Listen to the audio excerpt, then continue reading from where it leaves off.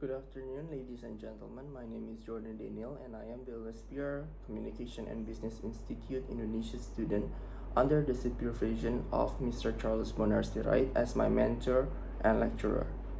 I am here today to talk to you about the definition of hydropower and all the advantage and disadvantage of hydropower for the coming future energy. As we all well know, electricity comes from different type of energy. One of the renewable energies is created by mechanical energy that produced by hydro or water power. The questions that I am about to discuss is hydropower a part of power of the future or a relic of the past? Could we include and implement hydropower in the coming future as a part of energy production to fuel soon to be the sustainable world? I would like to present the answers through this short duration video. The content within this video was first brought up by Energy Minute a year ago, and the purpose of this production is as a coursework and training for my public speaking skills in Mr. Charles' subject. Hydropower has been the largest global provider of renewable electricity for over 100 years and represents the first mainstream source of renewable energy. However, many environmental groups don't view large-scale hydro as truly renewable. The following question is hydroelectricity a foundation of our energy future, or something better left in our past? Today, hydroelectricity produces 73% of global renewable energy, and there are three main types of hydropower facilities: large-scale impoundment dams, run-of-the-river dams, and pump storage facilities. The first and most recognizable are the large conventional dams like the Great Hoover Dam. These are known as impoundment dams. These harness water's potential energy by storing water upstream in the reservoir and then flowing that water downstream through a set of turbines which spins and generate electricity. While other renewable energy sources like wind and solar struggle intermittency, impoundment dams do not. As reservoirs can store water for long periods of time, they essentially act like a giant battery, which provides stable power known as baseload power. This can be used as a foundation which supports intermittent renewable sources like solar and wind.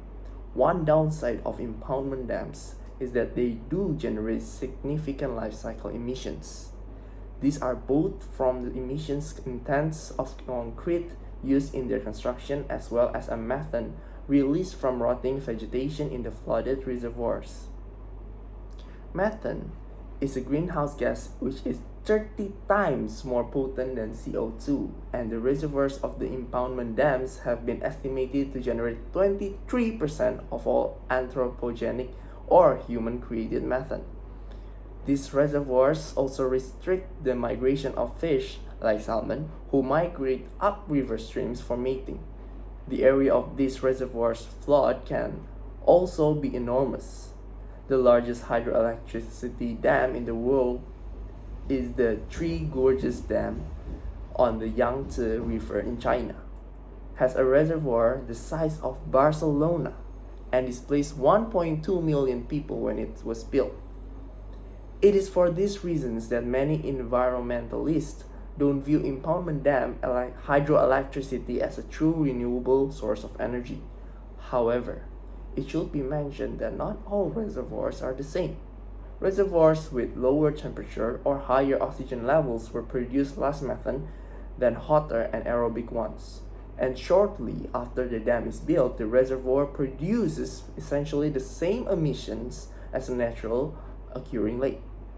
As these dams operate for a long time, approximately more than 100 years, impoundment dams have similar cycle emissions to wind, solar, and nuclear. A second type of hydroelectricity is known as run-of-the-river and is considered as renewable source of energy. As the name implies, these hydroelectricity plants don't use a dam and instead use the natural flow of the river to spin turbines and generate electricity. This eliminates the need to flood a reservoir, which in turn eliminates the methane releases from the reservoir and the need to relocate citizens. But the downside of the run of the river dams is that they are seasonal. They produce more when there is significant rainfall or meltwater and produce less when there isn't. They cannot act like a giant battery in the same way as the large impoundment dams. The last type of hydroelectricity is known as pumped storage. The system takes advantage of the high and low periods of power demand.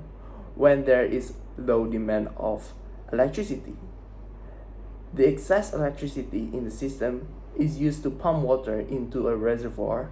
When the demand of electricity is high, that water is then released down through turbines and generates electricity for consumption. This works well when paired with more intermittent renewable energy sources like wind and solar. If the sun is shining but no one is using electricity, pump storage can be used to move water up into the reservoir and then release again in the evening when the demand of power increases. An area's hydroelectricity potential has a lot to do with its geography. Areas with larger river base and heavy snowfall or rainfall has the most potential for hydropower.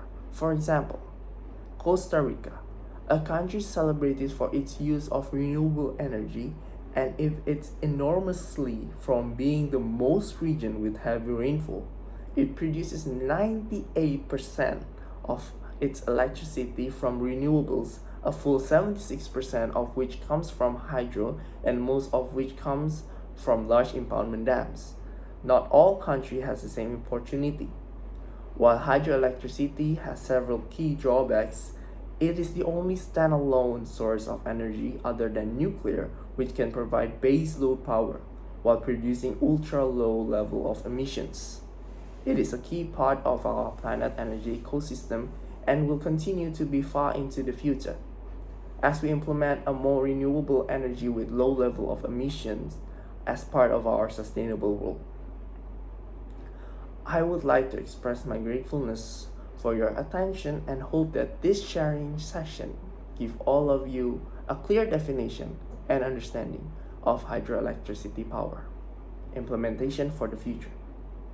If you all need further and detailed information regarding the issue, please kindly text in the comment section below and have a great sustainable world. Thank you.